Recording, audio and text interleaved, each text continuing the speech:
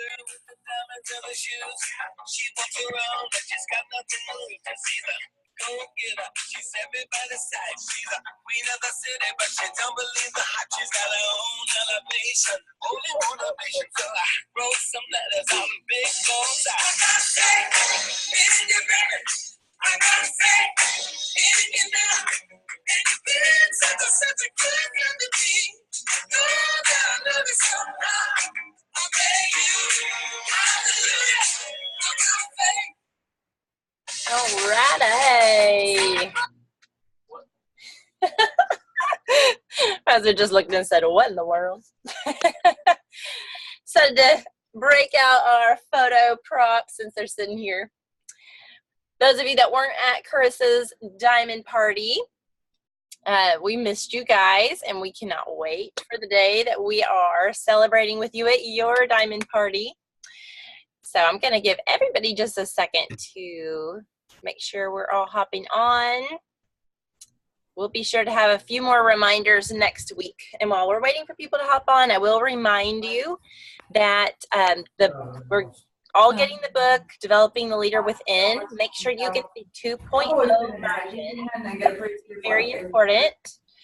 And because it's all updated, and that's the one we want. So make sure you're getting that. I'll be doing the audio. Okay, so I see Carissa on. And I'm going to go ahead and mute everybody that isn't already. And then we'll hop right in. We're going to try and be a little more conscious of time tonight. We really wanted everybody to get to talk again. But since there are just so many leaders, we're going to save their parts for future weeks. And I'm going to share with us a little bit tonight. I know last week, for most of us, it was an intro into the Enneagram. And it was more just getting familiar with what the different numbers are. This week, we're going to talk about, as a leader, what should you really be focusing on with each specific number. So we're going to dive right in. I am going to have Carissa share a little bit when I get to the 3, because the way I see it in my head, we have kind of assertive numbers and then less assertive numbers. And so, of course, the way those types are going to interact and handle things is going to be very different. And so I'm going to let Carissa share some of her specific dealings and stories when we get to her. So let me make sure we got everybody muted on out. And I will hop right on in with 8s. So with the 8s, these are the challengers, and we talked a lot about how they want to be in control. So if you are a leader of an 8, or if you're trying to create and foster a relationship with an 8, or if you're an 8 trying to have relationships and lead other people, here are some things to be aware of with their motivations. If you have notebook, we're going to go pretty fast, so you might want to have pen and paper handy or be prepared to go back through. So if you're leading an 8, it's very important that you don't just change something on them out of the blue. They need to know like they're in control. And in order to be in control, they need all the information. They want you to be honest. They want you to be upfront. You need to be in constant communication with them. I see this all the time with my son, who I believe is an 8. If we're going to change our tour chart or change our system, I want his input on it, because if I just make a decision and say, this is what we're doing, he's going to buck the system. But if he helps choose it, if he helps give his input on it, he's going to be sold on it from day one, and it is going to go so smoothly. And it's the same with people on our team. If we are thinking about a new messaging thing we're going to try, or a new type of event, talk with your 8s, because having their feedback on that, having their involvement is going to be invaluable to that. They love power. So if they're going to follow somebody, they have to know that person can handle the power. Even if you are a less assertive number, like I'm a 9, even if I don't always have a powerful persona about me, I have to show my 8 people in my relationships with me, like my son, or people on our team, I have to show them I can go toe to toe with them. I can be equals with them. Part of an 8, they enjoy debate. They enjoy, the back and forth. And So it's okay, even if you're not as assertive a number, it's okay for you to go to bat with them, to debate with them. They love that. So don't be afraid to go toe to toe. Make sure that you are keeping things moving along. They want an environment that's active and moving. So make sure that even if you need their help on it, that your team page is moving, that there's always, events they can be involved in.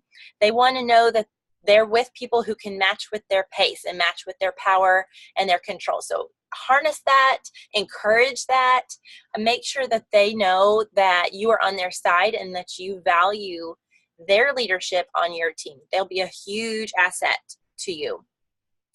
It's good for you also to remind them to do things in moderation. So they may tend to throw themselves too much into work hours, throw themselves too much into, trainings or whatever the case is with their business. Remind them that they need to balance, and that's okay. And so that'll be something that will help them to stay in the game, but also not neglecting other areas of their life. Okay, so for the 9s, this is mine, so I can give a few more specific examples. But 9s love harmony and unity, so they're very good at bringing people together. They are good people to consult when you want an opinion on something that's going to affect the whole team, because they can see the outliers. They can see kind of the underdogs and know, well, this may not work as well for them. They can see lots of different points of view, so they're good problem solvers. So getting their input is so valuable, and different changes you might want to make with your team, or moving forward different events and things. Recognition is important for them. However, they don't like the spotlight. They don't like to be at the forefront. So don't forget to recognize your 9s. For an example, the other day, Jessica Heffley wanted to thank me or recognize me for something. And she is very good at doing this. And a lot of times she'll post a big shout out post and make it public and tag, my husband. So everybody sees this big recognition post, which I do appreciate. But the other day, she just sent me flowers with a little card. And I think she even made it anonymous, but of course I knew who it was. And that one really spoke to me, because I was recognized, but I also didn't have to be in the spotlight. So if you have a 9, think of some more private ways you can give them that recognition and that encouragement, because while it's good for them to have spotlight sometimes too, because that will help them to grow their business, the times that they'll really savor it the most is if it's more private and more quiet. They don't like being pressured into things. So even if they seem like they're hanging back a little bit, don't try to push them into stuff. I tell people, just doing life with a 9 to give them that connection and to help them know that you're on their side is going to really help them come out of their shell. You don't have to hound them with tasks or things to do. They do like things that are predictable, patterns, rhythms. When I was a teacher, I loved knowing, we have a start and an end to the year, and everything was very cyclical. And I like that about Plexus too. I know these contests are at this time and our busy seasons are at this time. And so incorporating that into your team will be huge for people who are 9s. They tend to say yes too much, so encourage them to say no. And we'll see these different things are echoed with different numbers, because different numbers do tend to be similar. So helping them learn to say no, helping them learn to flesh out their priorities can be huge for that. They sell themselves short. I sell myself short a lot sometimes. Jessica really had to nudge me out of my nest to give me kind of little baby steps to follow along the path of growth. And so breathing belief over your 9s is really going to help them blossom and learn to believe in themselves as well. I love the book, The Circle Maker. I know we talk about that a lot on our team, but for any one of these numbers that I talk about that needs belief breathed into them, I really think that is a great book, teaching them how to dream bigger. Conflict will make them shut down. So think about times like when the back office is not fun. In any type of job, you're going to deal with unhappy people. And so helping them know that you have their back is going to be very valuable to them, to know they don't have to face that conflict alone, and teaching them how not to take it personally, how to let it just roll off their shoulders if possible. 9s are very prone to merging their feelings with other people's feelings. So for me, when I'm commiserating with somebody who has maybe a hard health testimony, it's hard for me not to feel that feeling for myself. So encouraging your nines to be empathetic, but then also they don't have to take pain for themselves. They can listen, and then they can help bring someone who's hurting out of that pain rather than being sucked into it. Knowing that they merge with their feelings, they also tend to merge with their thoughts. So if I'm in a group and a lot of people just start saying, oh, we're so frustrated with the back office, my tendency is to match that and say, oh yeah, me too. So if you have a 9, it's very important for you to ask what they're thinking or feeling first before you reflect your own stuff on top of them, because they will just pick that up. So if you want their true thoughts and feelings, ask them before you tell them what you're thinking and feeling. All right, for our 1s, these are our reformers, and the 9s were the peacemakers. But for our reformers, they love doing things correctly. So they are a huge asset to our teams, and they can be very successful ambassadors. But perfectionism is something that can make it hard for them to connect with others. So teaching them and reminding them to give more grace, to let things go. A healthy 1 will probably have already learned to do that, but they're going to need help, especially in facing their fears. Fears is going to be something that's a little harder for them because they don't want to admit that maybe they have made mistakes or that they have feelings that may not be perfect all the time. So talking with your 1s about how it's okay to mess up, that, they get a fresh start every day, that they can pick it back up and try again tomorrow, that they're valued even if they're not perfect. That's going to be very major for a 1.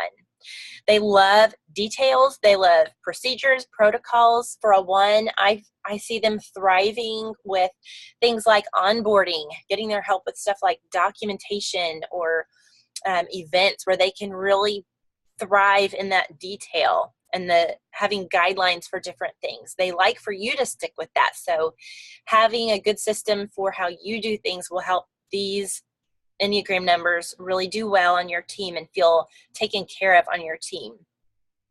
1s, even though they can be high achievers because they do believe in doing things the correct way, they can tend to procrastinate.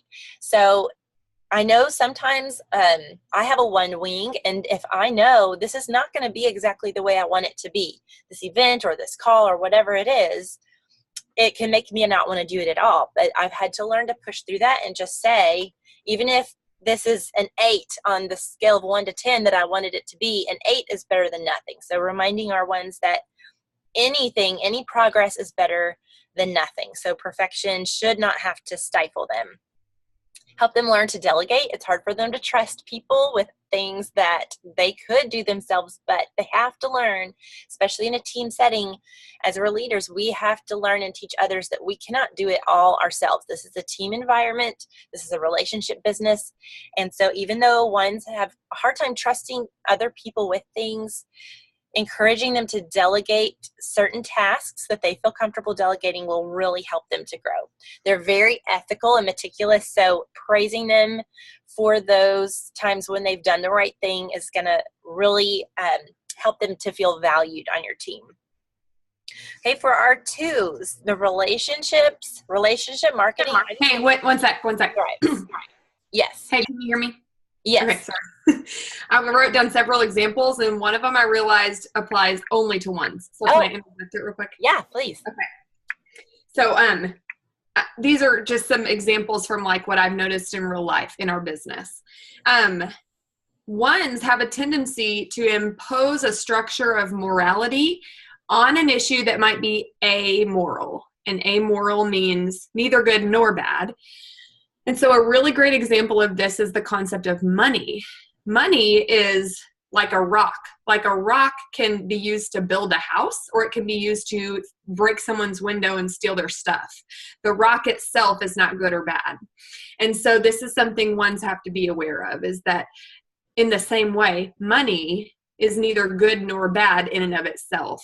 And I see a lot of this exact example with 1s in Plexus, that the sharing about the financial possibilities for others feels immoral to a 1, or it can, maybe not, but it can. And that's because a lot of us have grown up really hearing like you shouldn't brag, or especially within the church, you shouldn't talk about giving.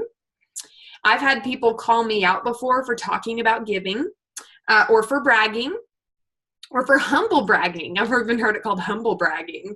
So I guess it's, it's equally bad, even if you're trying to do it humbly. So that was something I wanted to point out to if you're a 1 in particular, and this is an area that's a real obstacle for you in the business, just to have that awareness that unless we talk about the financial blessings, people will not know the possibilities. People think you're making, maybe you're earning some product every month, or maybe you're making $40. They don't know the possibilities. And so it's so essential to share the financial blessings. And it doesn't have to be bragging, and it doesn't have to be, what was the other one I said? Not bragging, but what? I don't remember. Oh yeah. So if you're talking about giving, for example, that doesn't mean you're bragging, but the goal is just to show people what's possible. So that was an example I thought of for 1s. That's a really good one. And I'll add to that also, because I have a 1 wing, and I've been talking with Jessica Heffley a lot about this topic of, sharing about the money. And there was a situation, I think she is going to share about it soon, but she was saying she was just having a hard time sharing about this because it's one of the biggest financial blessings or giving moments that they've been able to be involved with. And she felt like she was bragging. She felt like it was too much for her to share about this. But then she said to me, it hit her in the face one day that this is not her money. This is God's money. This is not her story. This is God's story. So why should she not share this story? Because this is not her. It is all God. And so I think that's a great realization for us to pass on to our ones who are struggling with that. Okay, so moving on to our 2s, who probably are the most interpersonal number. So they will thrive in a relationship marketing setting, in a team environment. These are great people to have on our teams.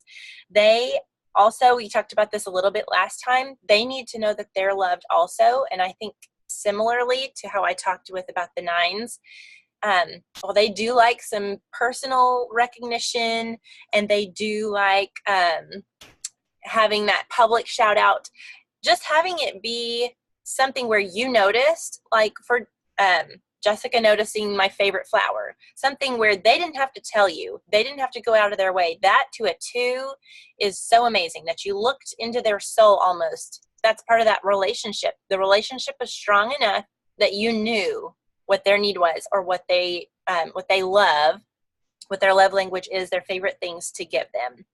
They also can take on the feelings of others. They are so empathetic that they can assume feelings from others that are not originally theirs. So encouraging them to take a step back if they need to, if things are in a season where it's getting heated, encouraging them to have self-care, because that's hard for them. They love taking care of others. And we've learned self-care is so essential. You cannot pour from an empty cup. So that's something for 2 that we need to encourage them to not forget and not let that slip off on the back burner. They need community. They need contact with others. So they are your people who get them on the Zoom calls, get them leading Zoom calls, get them doing something to welcome your new members, get them to help with your parties and your events. They are such good encouragers. So maybe have them in charge of shout outs and things like that on your page. They are so good at that. And then they also can be good coaches, because they can listen to people and then try to help them to grow. So work with them on their coaching, which is something we will touch on later in our course.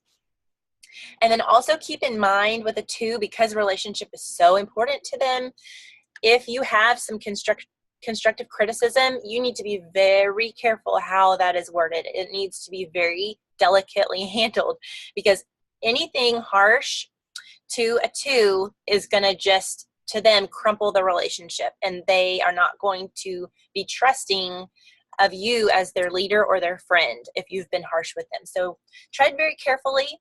And if you are a 2, realize that other numbers like 8s, they like that back and forth and that kind of ribbing sometimes. So with all numbers, we all have to learn to give and take a little to have some good relationships with each other. Okay, and so for the 3s, Carissa is going to give us some examples of her personal experiences. Yes. Okay, and then don't let me forget, McKenna, I also have one that applies really well to 6s. Okay. Okay, so y'all remember that the 3s are very achievement-driven, very success-driven. They do love to, and what's funny about a 3 is they either want to be very successful or at least appear very successful. So image is important. And they also are very conscious of efficiency and productivity. So much so that sometimes feelings and emotions can feel very burdensome if it is getting in the way of their efficiency and productivity. So one personal example I will point out, this is an area that I oftentimes see 2 and 3s kind of come in conflict, is that where 2s are so relational and it's the more Zoom calls, the better, and the more engagement on that message thread, the better, or sure, put your prayer request on the team page, let us all surround you.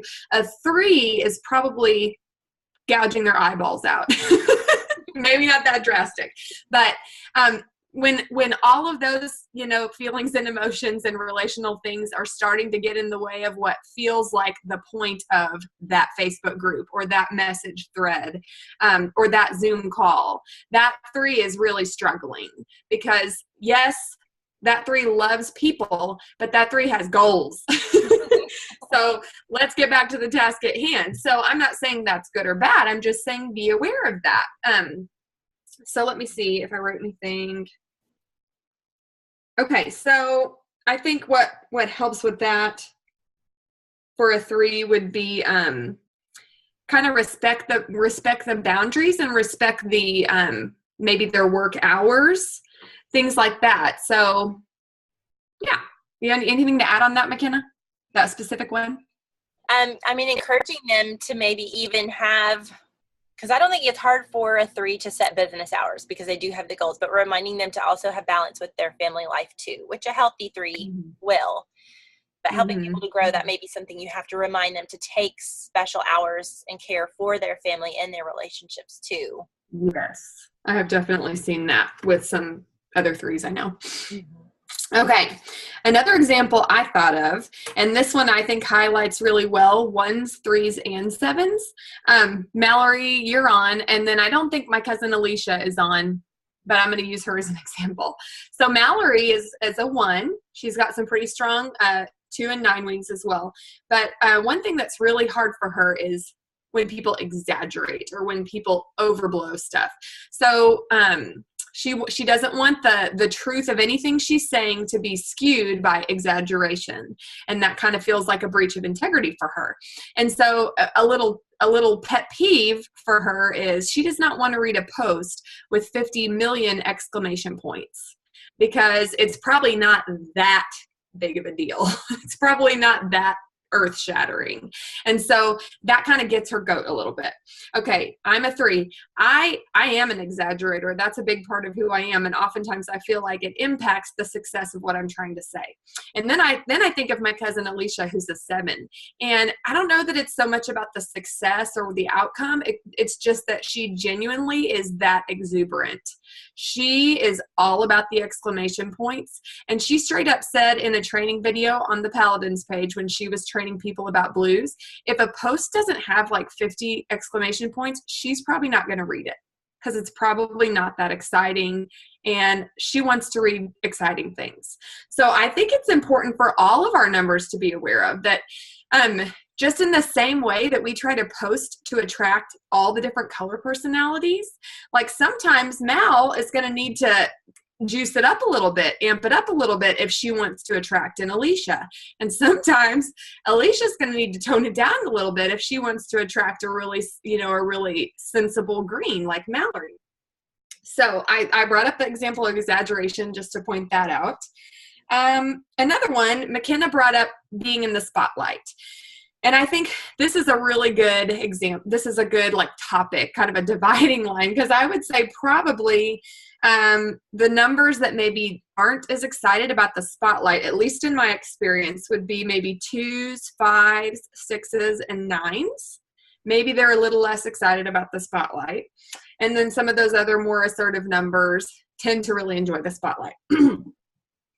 But one thing I wanted to point out is, again, that you need both. Like where you're 9, maybe you're McKenna or you're Sherry or you're Mandy. Those are my 9s in my life. While they may not necessarily enjoy recognition, like you said, McKenna, sometimes it's very important for their growth. And so the example I thought of was, at various times I've heard both Ashley Gwines, who's on this call, and Caitlin Bink, who's on this call, say that they had many opportunities to join someone else's team. And in fact, both of them had a different sponsor before me. Ashley had a different sponsor before me, and Caitlin had a different sponsor before me. And they came to my team because they wanted to be on a team with somebody who could help them be successful. And the only reason they knew I could help them be successful was because of public recognition.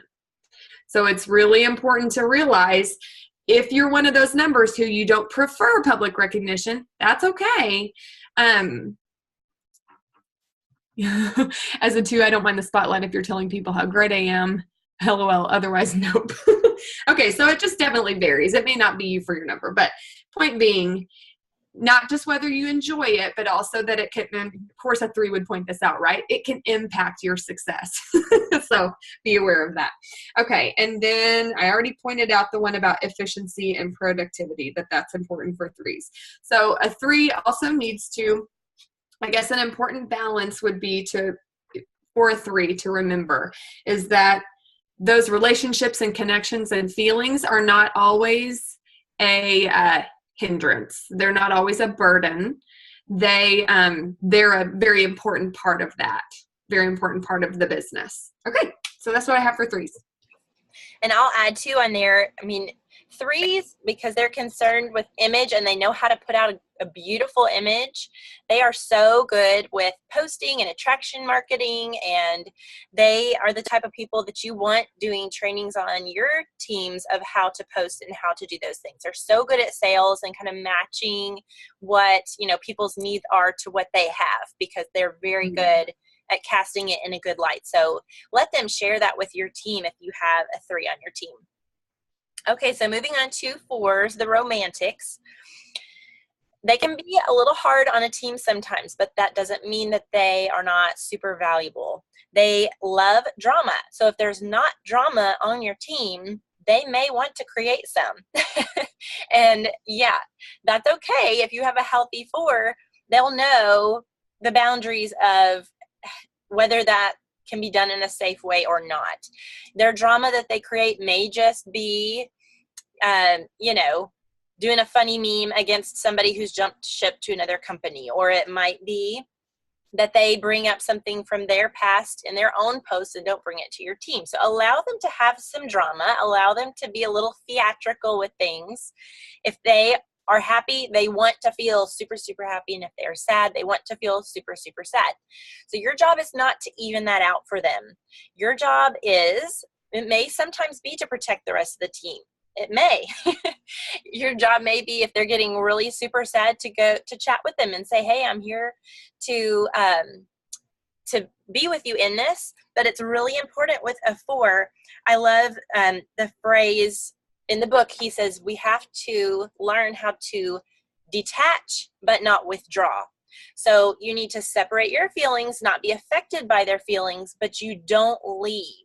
You're still there for whenever they're ready to hop back in. We talked last time about how they'll go radio silent. So if you're working on a project, or you are, doing a course or something, and they just don't respond for several days, that's okay. You're still going to be there when they come back, and you're still going to be just as excited to lead them and include them. But if they're having a sad day, you don't have to dive into it with them, and you don't have to get sucked into the drama. So some very good ways to plug in your 4s is if you do have somebody who's having a hard time with detox, plug them in with a 4, because the 4 will love to go through that with them. If you have somebody who has had a hard health journey and so they do have maybe some mindset issues, it may be helpful for them at first to talk with this 4, somebody who understands them, and it's not just immediately, well, let's change your mindset, because they may not be in that place yet. So plugging in with a 4 might be helpful. Giving them something artistic, here, create the graphics for this event, or could you teach my team how to take beautiful pictures? There are so many artistic things that you can involve the 4s in with helping. Something where you can give them a task and they can go work on it in their radio silence if they need to, and then come back, is better than consistently day to day being plugged in with all the people, because they do have this push and pull and pendulum swinging back and forth of consistency, and that is okay. That's who they are, and they can be successful. And we've seen many Jules who are 4s, and they just have to be who they are, and they love to be unique. So make sure you know their gifts. If you know you have a 4, I would also encourage you to do the book Strengths Finder 2.0 with them, so you can figure out exactly where their strengths are, and also figure out maybe their passions and their talents, so you can plug those in specifically to your team and keep them involved. A big thing for 4s is going to be comparison, so reminding them not to compare their journey to someone else's is really going to help them to continue to move forward. Okay, with our 5s, these are investigators, and for a lot of them, not all of them are introverted, but a lot of them are, and so this is a hard business with people constantly around, and expecting them to be on Zooms, expecting them to be at parties, expecting all this stuff is going to burn them out. So be aware of that. Yes, they need to be sharpened by other people, but remember that their fuel tank is going to be empty way before anybody else's fuel tank is empty. So it's okay to let them leave the Zoom call early. It's okay to for them not to be at every single event or every single party. And then, if you are a 5, remember that you need to still be aware of the social stuff going on so you can trickle that to other people on your team. So having a full mindfulness about it is important, but we don't have to force them into relationship, because it's hard for them to open up. They're not going to be big social media posters. That's something that you may just have to say, okay, that's not your thing. But if they can post some, that's really going to be important for growing their relationships. Not just the business. It will be huge for the business, but it will be huge just for their relationships in general. So they need a lot of patience. They need a lot of encouragement. You may help them to kind of flesh out their feelings, to flesh out some little things they could share about their life that aren't too open. They're really not going to want to be open about their life. But if you can encourage them to reach out to someone in a more private setting, they do still love to be helpers and to help change people's lives.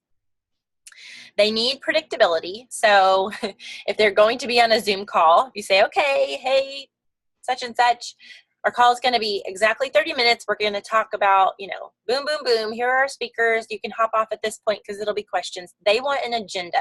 They want to know what's going on. And so that will really honor them and respect them for you to be able to do that whenever you can, whether it's a Zoom or an event, or, here's what to expect with convention. Here's what to expect with onboarding. And something that I think would be really great as a task for someone like this is something they can do on their own, asking them maybe to research a product or research something. They're very good with information and data, going through that and understanding that, piecing things together. So like Lorelei talked about her husband piecing together the charts for your points. So any very task-oriented, data-oriented job like that is a perfect fit for a 5. Something separate that they can work on behind the scenes. They will be super happy and benefit your team. All right, our 6s are the loyalists, and part of their nature is they are just very full of fear. And so this is another number that we just really need to breathe belief into them. Circle Maker, again, I think is a great book for them.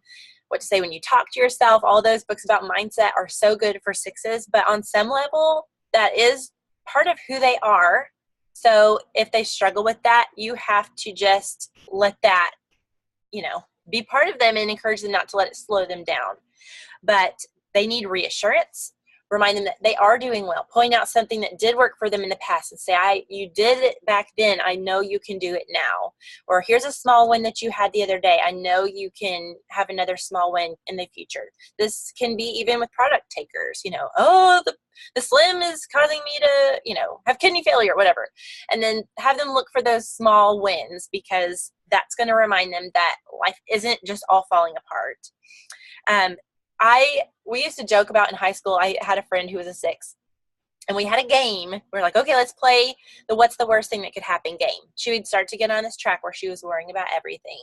And we say, okay, so you trip going into prom. So what's the worst thing that could happen? And we would snowball it. Okay, well, so you never get with the guy of your dreams. Okay, so you never get married, never have kids, end up like this single cat lady, and die alone. And so, of course, then it's so blown out of proportion that they can see how irrational their fear is. Or on the other hand, you get it to a place where they see that reality is something they could handle. That could be something God's calling them to. So you can fizzle it out no matter where it goes. But so the worst thing that could happen, have them follow their fear track as bad as it could be and show them it's going to be okay. They can, if they're very vocal, or if they get in as loyalists, they'll have several close friends. So you need to be sure that they're not rippling their fear into the team. So this is somebody maybe you want to have a close one-on-one relationship with. Make sure they know that they can count on you so that they share your fears with you, because it's very valuable for you to see, if you're having an event and they say, well, what if we have a hater come in who says this? That can be valuable, because then you're prepared with an answer for if that actual thing does happen. So thinking through and strategizing, being prepared for every scenario is a big thing a 6 can bring to the table. That's very helpful. A lot of times for a 6, they are so in their heads that so let's say they're supposed to work on creating an event group for like a gut glam event.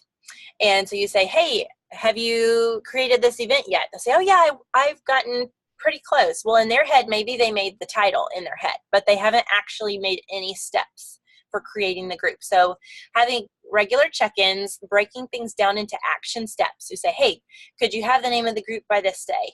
And then, hey, could we have people added to the group by this day? And could we have the welcome by this day? They need specific actionable steps so that they don't get sucked into all the stuff going on in their head. Teaching them how to delegate. They do have a hard time trusting people that are not just right there in their pocket. So teaching them to learn to trust others is really going to help those people on your team learn to be leaders and grow and thrive. They do not like competition. I have a very close friend who is a 6, who shall remain nameless, but she is a Plexus ambassador. And about every 6 months, she messages me and says she's quitting Plexus. She can't take it anymore because of all the contests. And she just feels like she should be hitting a certain level. She feels like she's expected to hit a certain level, but she does not like competition and she does not like spotlight. So that's another number that we have to be respectful of, not trying to pit them against other people and not shining and exposing them too brightly, because again, that's a fear of theirs that they're going to be picked apart by people when they're in the spotlight.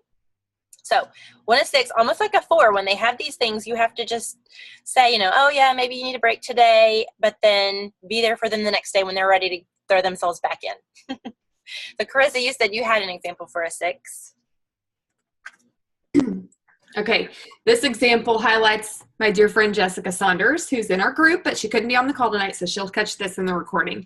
But I asked her to do it live on the Paladins page one time to share something just an example of her experience where she had like very diligently followed up with this dream teamer, and like months and months and months later, this person ends up deciding they want to join. They're super excited. And I asked her to get on the Paladins page and explain to us all of the very intentional things she did to bring that person to the point of ordering your joining, because oftentimes there are lots of little things we do that maybe others aren't aware of. Okay, so it was this great plan. And I did not have a lot of expectations for her to do this. Like, I genuinely was just like, I can't wait. Other people need to know this. You just go crazy, girl. And so the day of her training, she texted me and said, hey, what's a ballpark of how long you want me to go? What are some of the like specific high points you want me to hit? And like, had she not added this last line, I would have come back and been like, girl, go crazy. Like, I know you're going to do awesome. I genuinely was feeling like I didn't want to box her in. I didn't want to be picky about this at all. I just wanted her to share. Okay, so hear me, as a 3, I'm thinking, I don't want to box you in. And I'm thinking that's what I would be doing if I answered those questions. But thank goodness she's very self-aware, and she added this last line in her text. Remember, so she said, how long do you want it to be? What are the specific high points you want me to hit? Remember, I thrive on structure and clarity. So thank goodness she's so self-aware, because in that moment I went, oh yeah, we've talked about this. She's a 6. 6s love to be prepared. They want to be prepared for every possible outcome. And so even though I had no opinion about this at all, I texted back and I said, hey, shoot for 5 to 7 minutes and cover this, this, and this, and anything else you think is important. Super easy for me, but I totally would have been like, don't worry about it. Well, guess what? A 6 is going to worry about it, and that's okay. So it was helpful for her to be self-aware enough to point that out to me. And then for me to recognize, oh, because you're a 6, like, this is going to help you not stress about this. I would have thought it would have been more stressful to give her requirements, but it helps her not stress about it. So that was one example. That's a good one. All right, our last one we're going to talk about, and then we may have a little bit of time this week for a couple questions at least, which was my goal. We're going to talk about 7s, who are the enthusiasts, and they thrive on spontaneity. They don't like to always have a box, and so they like things that are new. So things like too big to miss, man, they will be eating this up. Not to mention because it's also an event and they love people. They love planning. So after there's an event I mentioned last time, like Christmas Day is kind of anticlimactic because now you can't plan for it anymore. It's here. And so always having the next thing for a 7 to go ahead and start working on. So, after too big to miss, maybe your 7 can start thinking of some things towards convention, or maybe, as you're approaching convention, switch them to the next thing, because they love thinking ahead to the next event or the next big thing to come. They love options and choices, so giving them several different things. They don't like authority. They do like to be involved, and they do like to be in the spotlight. And so to say, would you rather do this, this, or this, and then let them take it and run with it, but not saying, hey, we're doing an event and I need you to give your testimony at this time. Maybe just say, we're doing an event. I would love for you to be involved. Do you have any input on how you could be best involved? They do love so many options and love making choices so much that they tend to overbook themselves, to fill up their calendar, to fill up their plate. We talked about how their sin tends to be gluttony, where they're taking too much on, and not necessarily just food. So teaching them to say no and reminding them to sit back and really think through their priorities is going to help them maximize their efforts and not get burned out, because they will overspend themselves and they will spread themselves too thin. They are another number that's really great at synthesizing info, or, if you're wanting to do something like polling a group of people, they would be so good at that. Figure out where everyone on your team is from, or figuring out, different age groups on your team. Those are such good places to plug a 7 into. And they do need accountability also. Having, not necessarily breaking things down into steps for them, but just checking in with them every once in a while to make sure they haven't gotten too distracted, make sure their brain wasn't bouncing around all over the place, but also respecting them enough to make sure that's okay with them, because again, they don't care for somebody just breathing down their neck. So letting them know, when do you want me to touch base with you about it? And then you've gotten their permission to do that at the next at the next point. So I love, again, we mentioned this last time, I love that every single number is so valuable to our teams. Every number is equipped to make it to jewel level, to diamond level, if they are healthy. And that is the big thing I want to stress tonight, is the only thing we can control is how healthy we are ourselves. We can't control the people that come in on our team. If they are the unhealthiest version of their number, they're not going to probably benefit our team. They're probably not going to be benefiting us in our relationships. It's going to be pretty toxic. So the best thing we can do with those people is just to love on them and have boundaries, and to try and encourage them to be self-aware, and them to kind of learn some of these things that we have been talking about. But as they grow and are self-aware and become a healthier version of their number, we can all kind of shift and change to where we accommodate each other. One of the things that Carissa, I mentioned to her earlier today, I wondered if she would want to bring up, is an example from this past year. I don't know if you wanted to mention about Leaders Retreat, how... Oh, yeah, no, I meant to, but go ahead. I can add in if I need to. Okay. Well, I can't remember what prizes she had won. I mean, all of them, I'm sure. And so she had recognition from like Jessica and Tamara, and she had been on stage. It was just like one after another, like so much stuff. And I know she loves recognition and public acknowledgement. And so that was what I kept thinking. Well, at the same time, I didn't want, and I know she doesn't like for her profile to just be bombarded by it constantly. And so I was like, I'll wait and do something another time when it will stand out more. But I was thinking about that public recognition that she would like. And so at Leaders Retreat, we were doing gifts for other people, and I had a gift for someone, one of my other leaders, and kind of had another. We had talked a lot about Yes. the gifts we got for all of you. So McKenna and I had texted and several times about, okay, let's have the champagne glasses delivered to the hotel. And like we had had a lot of conversations about all the gifts for our team. So yeah. So, and there was another leader on my outside leg who had some family things going on, some other events outside of Plexus that I had wanted to give a gift for. And so I gave her that gift, and Carissa happened to be there. And I had this little twinge like, oh, I'm recognizing this other leader, even though it's private. And I was like, I need to like mention to Carissa essentially that this isn't a Plexus specific gift. But anyway, life got crazy, slipped my mind. And a few days after Leaders Retreat, we started texting, and she mentioned that. And I told her, how the gift part of it hadn't even crossed my mind, because that was such a private thing. And I was thinking in such a public way to meet her love language, that her recognition or her gift should be public. And so I had totally forgotten all the other ways I could recognize her. And even though she had gotten, the recognition from corporate on the stage, and recognition from Jessica and from Tamara, me as her sponsor to not have anything said or any type of recognition, which would have been so easy, could have been a card or anything, that was very sad to her.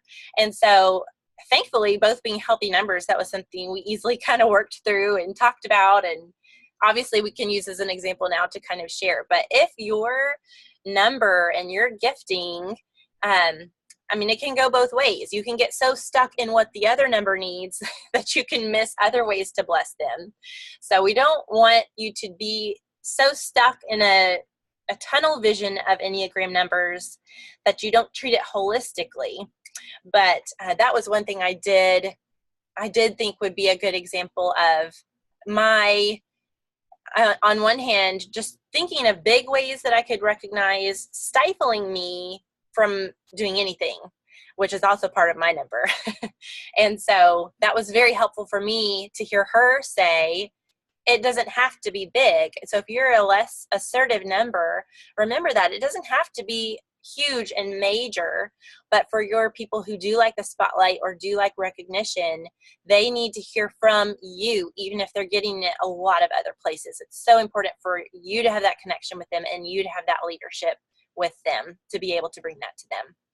Yeah. And just the only thing I'll add to that is that you might have a really strong leader on your team. And in some ways you might feel this desire to shrink because that person is so assertive or strong. And I can think of a lot of examples, a lot of pairings within Plexus where this is a struggle, like a dynamic between a sponsor and a downline. And so, but they do really appreciate, that attention from you. So yeah, this was an example where we had thought a lot about a gift to spoil the whole team. And then I just was kind of like, wait a minute, I'm on the team too. So yeah. So we thought that was a good example. Y'all could learn from our having to, because that was like a sad day of us texting back and forth and me really realizing I had really dropped a ball. And she was sad because she hadn't gotten the team gift. And so yeah, and I do not forget that anymore. Well, and if you do, there's grace. And exactly. That's the beauty of being self-aware and having those conversations. So. Yes. And that's the beauty of Enneagram and just learning how we can grow and how we can change. Cindy said, has anyone seen an unhealthy person really change and become a healthy person and a great leader with Plexus? I will say absolutely. I have seen unhealthy people change to healthy. The ones I'm thinking of aren't specifically Plexus ambassadors right now, but I do know distantly know of several of the leaders in Plexus who have said that they were like that. I would say pretty much any of the jewels on Jessica's team that I'm close with would say that they have become a healthier version of their number. So like Ryan Evans is an 8, and her competitive streak would sometimes get her, she kind of hated me. I didn't know this, but she saw me as competition, and there was major sort of an frenemy situation happening that I wasn't aware of. So that's a great example. She has really matured and grown into a healthier version of herself, and we're dear friends now. I think Sunny would say, now Sunny I'm guessing is probably a 2-3 or a 3-2, and I think she would definitely say that she has matured through some of the codependent tendencies that 2s can have. So I definitely think the answer to that is yes, Cindy. Yeah. And really, I've seen this in my marriage too. Michael and I both, if you read, this is one thing I will encourage each of you to do is think of at least one person in your life that you're pretty confident of their Enneagram, and go to the EnneagramInstitute.com and look at your number. And I'll try to put some of these on the team page so you can find exactly what I'm talking about. But read the interaction between the numbers, because that was the point for me where I read the interaction between a 9 and a 7, which is me and my husband, and all the great things about a relationship between those two numbers, but also the struggles, and seeing how we were in a season where we had been through a lot of struggles. And I remember Michael saying we could just have taken this straight to marriage counseling and plopped it on the table and be like, there's our issues, help fix this. But it makes you so aware of, wow, yeah, this is what I do.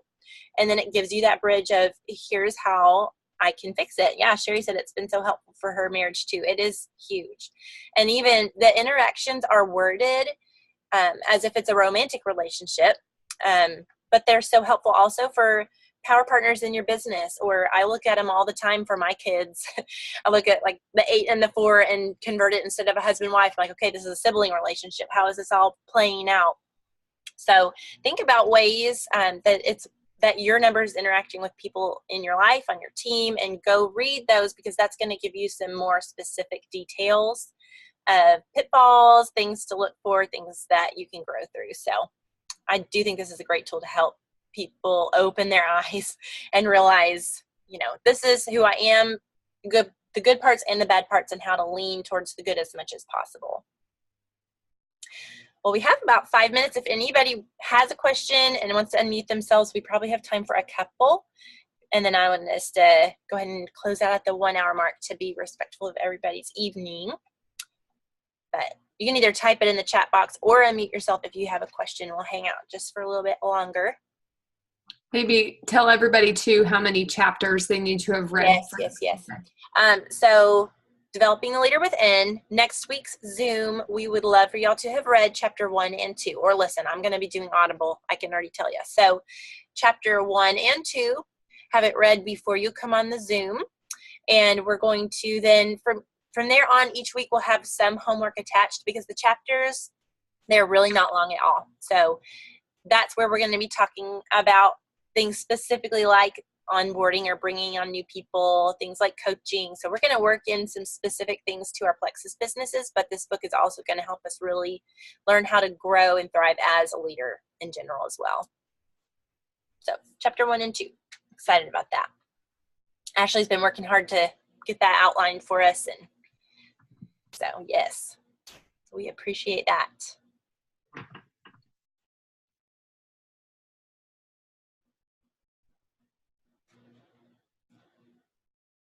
If anybody had anything to add or an example, it could even be an example of a number that did well in the business. We'd love to hear that too if you want to throw that out there.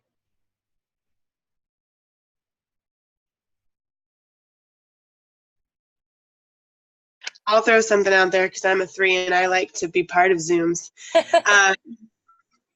I was listening to the podcast, and we've been talking about this in our thread, so my thread has already heard this. If you're not listening to the podcast and you're loving everything you're hearing here, guys, dive into that Road Back to You podcast. They have them on each number. You can listen to your numbers, maybe your spouse's number, someone you're working with in the business. It's amazing. But we were listening to a podcast on our drive home from Arkansas, and it was about the 3s. And the thing that stuck out to me about 3s is that our world functions, the United States specifically functions as a 3. It's very competitive, very success-driven. What have you accomplished? And so it's very 3-driven, and how the role of a 3 can be to help others navigate through life. And that was eye-opening to me because as a 3, I feel like it's always competition. And this was hey, look, you can help people. You can help people figure out their role in this competition-driven world. And that there is more than competition in our world. So that was kind of my mind-blowing moment over this past week, and was really encouraging to me. I'm sure there are some 3s that feel hey, we can help people too. We don't just have to beat everybody at everything. We can help people. And so, yeah, that was kind of my little 3 moment this last week. I love that. One thing I was going to mention too we've been talking a lot about assertive numbers versus not as assertive numbers. And one thing that, to me, I think the less assertive numbers really just want peace. They kind of want to be part of the group, but do their own thing maybe. But one thing that kind of hit me was the assertive numbers.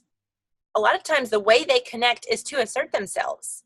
And so if you understand that as a 9 or a 2, that the way maybe a 3 or an 8, maybe the way they interact with you is to be a little more in your face or to be a little more, exuberant about something.